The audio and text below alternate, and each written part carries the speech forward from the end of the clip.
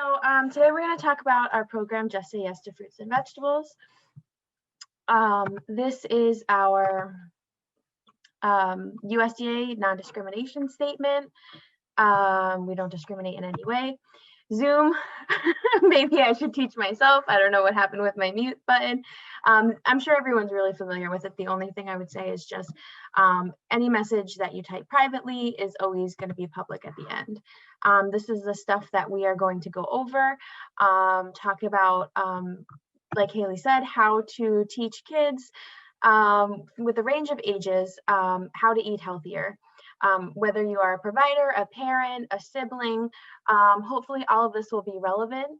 I know Project Self-Sufficiency does a lot with food access. So there also is and I saw Nick is on the call, so this is also the link for the county website. So you can go on here if anyone needs food, and there's all the information for the pantries. This curriculum teaches healthy skills and helps build confidence to buy healthy foods on a budget. So my first question is, and you can feel free to type in the chat or unmute yourself. What are some pro tips you have for teaching kids nutrition and healthy eating? What are some things that maybe have worked well for you or worked well for your families, or some things that ways you have been successful? I'll share mine first. Mine is always to celebrate small wins. So change can be pretty challenging. So sometimes it's really important to just celebrate every single, even if it seems really small, it's a good way to congratulate that person for any job well done.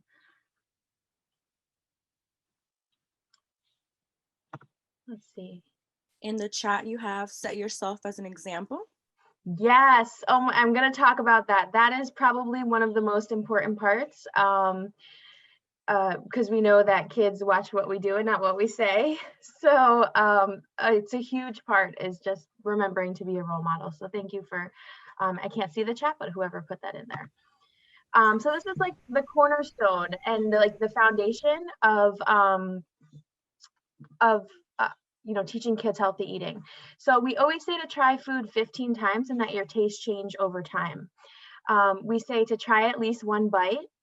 To get kids involved in the cooking process. We know, and what Haley talked about developmental, child's developmental milestones, kids want to do things themselves. And when they do, it makes them feel like they have more ownership and control over, it makes them more likely to at least try the food. So that's a huge foundation point for everything we're talking about today. And again, you'll probably hear this many times, is small wins over time. And like someone in the chat box said, you are a role model. So even if you don't always have to like everything, but if you at least try something and try at least one bite and, be open to at least trying it another time, that's a really important part. So steps can be modified based on child's age. The very young kids, they can press like the buttons on the blender. It doesn't always have to be a big part of cooking. So I'm sure everyone is familiar with this. This is MyPlate. This is a really good framework to teach kids. The younger children, you can teach them one food group a week and ask them to give examples. Tell me what fruits are, what are some fruits? And they'll be really excited to tell you all of the other ones. And for the older kids, if they can make up snacks or meals that they can make with 3 or more food groups, it helps them, then they're applying that knowledge. And for fruit, you should eat 2 cups every day. 1 cup is the size of your adult fist, or typically 1 whole fruit. It's a medium-sized one, and we have that here. So, and you can also do fresh, dried, or frozen. Make sure if you do dried that it doesn't have any added sugar. And if it is in juice form, that it's 100% juice, and to do 4 to 6 ounce portions. And yes. So vegetables are 2.5 cups every day. They can be raw, cooked, fresh, frozen, canned, or dried. If you're using canned, choose ones that have no added sodium. And when you rinse off 30% of the sodium. So to get kids to try vegetables, it's actually all about texture. So a lot of kids will say, oh, I don't like broccoli, or I don't like this. So it kind of tends to really not be the case. So a good way to do, if you have like some extra time or just maybe on the weekend, it doesn't actually take that much time based on the foods that you picked. So the foods that I picked was any kind of raw food, and then pair it with your child's favorite dipping sauce. So you're already matching it with something that they like. So that's a really good way to know that they'll already be successful, because if you're pairing it with their favorite dipping sauce. Frozen or rice cauliflower, it's affordable and also really easy to cook. And then just any simple roasted cauliflower, just in a pan with oil, salt, and pepper. So what it does is it helps kids distinguish that a vegetable can be made many different ways. It helps to enhance their creativity and helps them realize, oh wow, maybe I don't really like rice cauliflower because it's mushy, and I prefer it to be roasted because it has a little bit more of a crunchy texture. So sometimes it's not always about the fruit or vegetable, but just kind of about how it's served, if there's a sauce, or just the texture of the overall food.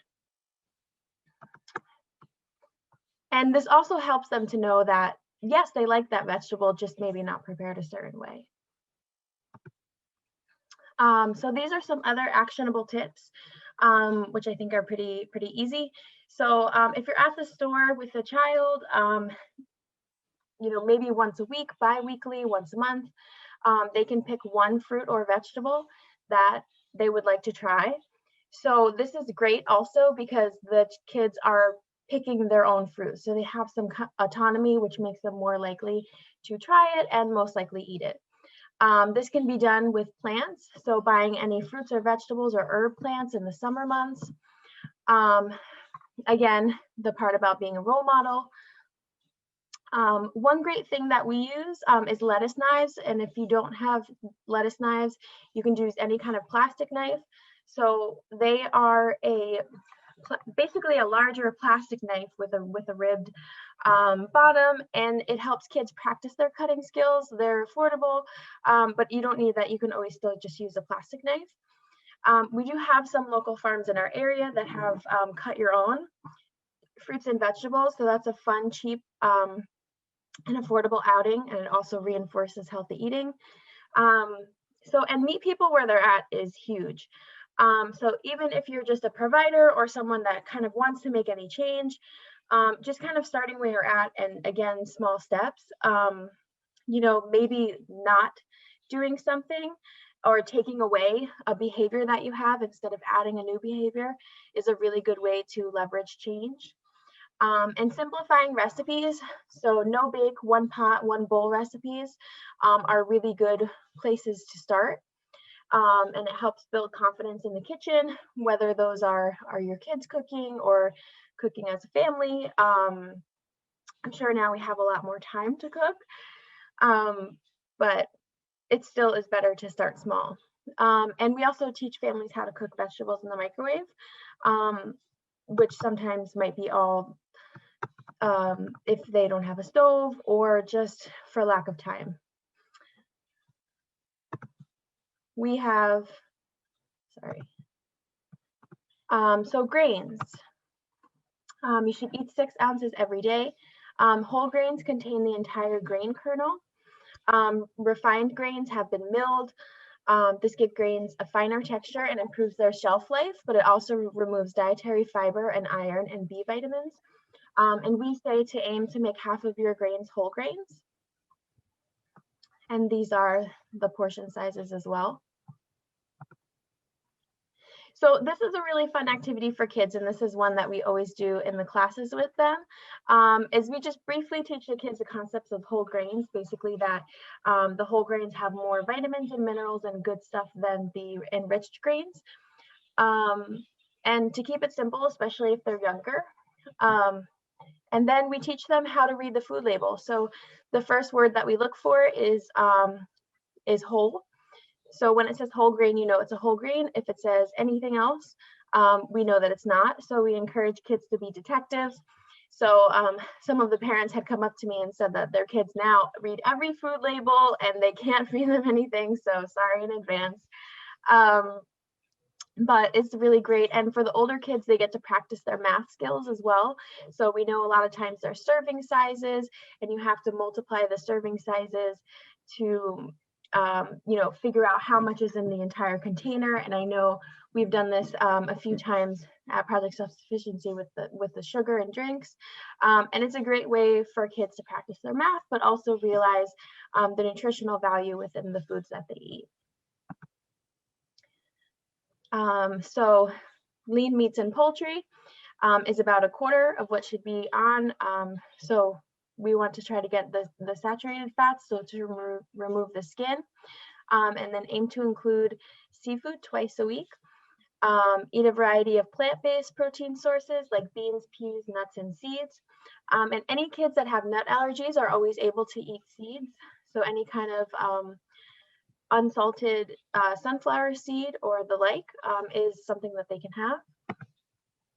And this is a really good way, especially for the older kids, telling them that being healthy, eating healthy foods is good for their appearance, is good for their athletic abilities, catering it to the things that they like and value helps them to, adapt these new behaviors.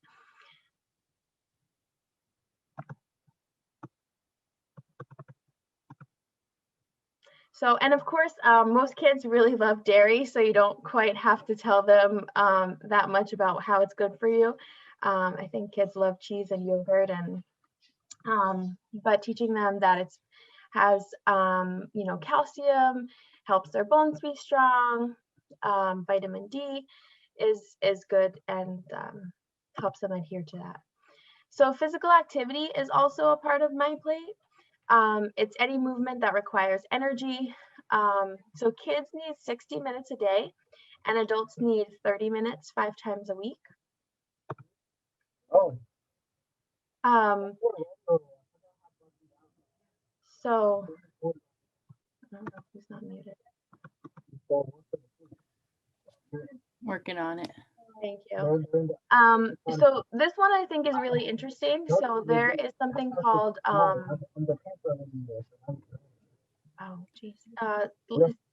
it's like a program that they're doing in lunchrooms. So they have kids, they did an experiment and they had kids eat fruits and vegetables before lunch, and they had kids eat fruits and vegetables before recess or after recess. So the kids that had lunch after recess ate more fruits and vegetables. So if you do have typically picky eaters, encouraging them to be physically active before eating will help them eat more fruits and vegetables. And a really good rule of thumb, and I put this in gold to kind of say it's a golden rule, or golden rule of thumb, is to only try one new food at a time and to always, again, pair it with something that the child really likes. Yes, just do one at a time. So this is an activity that you can do with kids.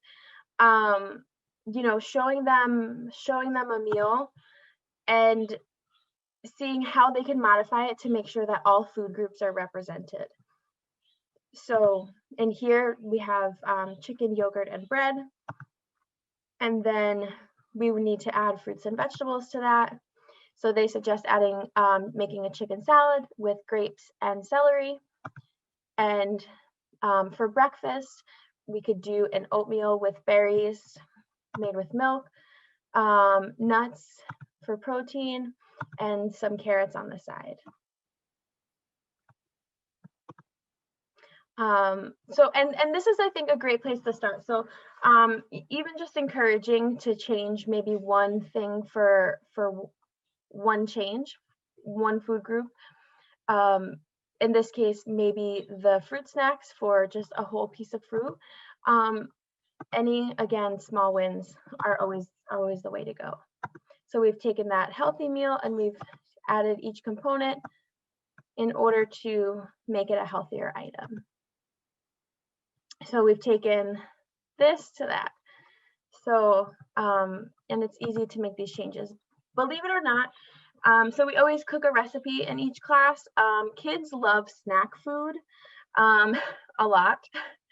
So, and it's great too, because I think sometimes some families are hesitant about having their kids cook in the kitchen. So I think this gives parents a good opportunity to be able to kind of witness their child's cooking skills. Um, Especially in our job, we always encourage the kids to practice what they've been learning at home. So sorry again if this parents makes you nervous, but so this is a great recipe for young and older kids. They love it. And it all just goes in, they pour it right into a Ziploc bag. You will get the recipe after, and it's really easy and affordable to make. Um, and it gives kids a little bit of flexibility. So one of the things that I did is I made the new fruit for them to try was apricot, dried apricots. And then the rest was all foods that they were familiar with. And then they're more likely to try it. And it appears in a food that they already really like. Another great option is rainbow smoothies. Most kids, young and old and adults, really love smoothies. So just um, when for the green layer, we just add less spinach than you would, not enough to make it turn green, and it is still really fruit forward and helps really helps the kids to say, oh, okay, I do like spinach. And it's also still really masked with a lot of the stronger fruit forward flavors.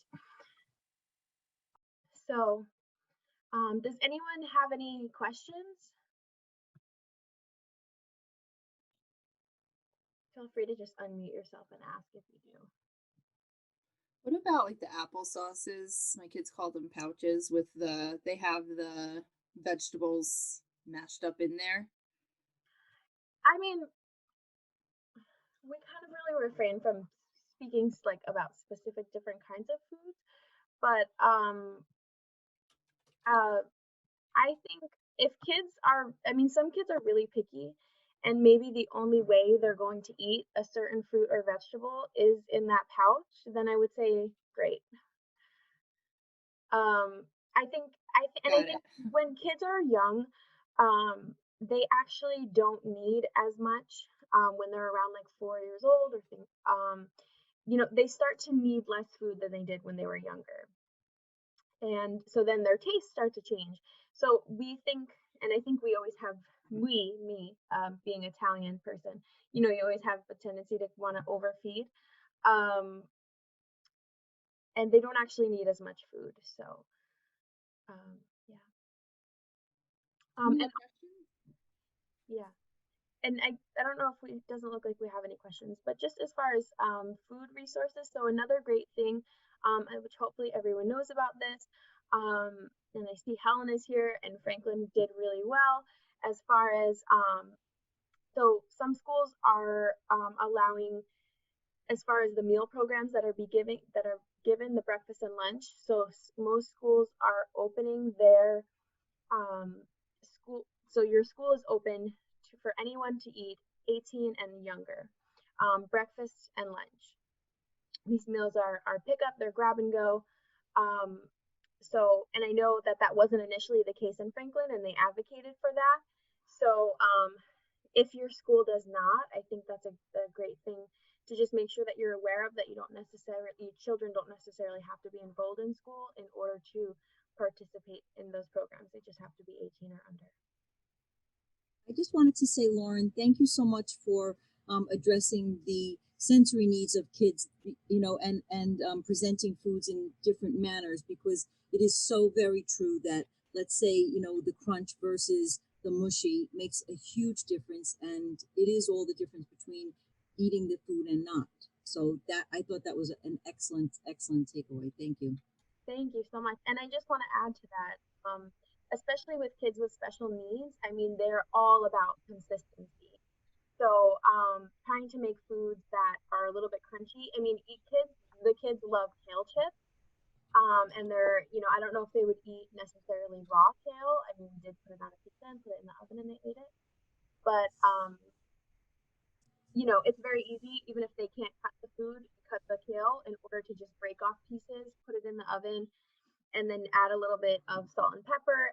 And now it has a crunch, so it gives it a different texture. So thank you for highlighting that point, Helen.